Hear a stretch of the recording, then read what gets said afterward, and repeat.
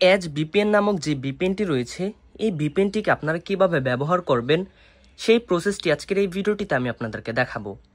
প্রথমেই আপনারা সরাসরি এই ভিপিএনটিকে ওপেন করার পর এগ্রি অ্যান্ড কন্টিনিউ বাটনে একটা ক্লিক করে দিবেন।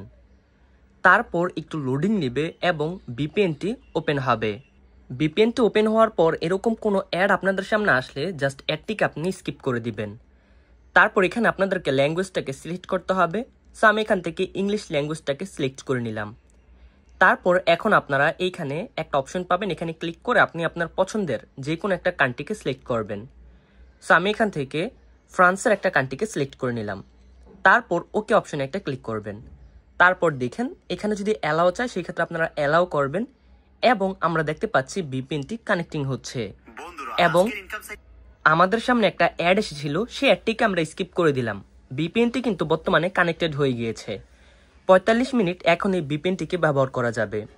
বাঁদিকের থ্রি ডট অপশনে ক্লিক করার পর আপনারা এখানে আরো বিস্তারিত অপশন দেখতে পারবেন, যেরকমটি আপনারা চাইলে এই ভিপিএনটিকে ডার্ক মোডেও ইউজ করতে পারবেন এবং এখানে আপনারা চাইলে প্রিমিয়ামও নিতে পারবেন।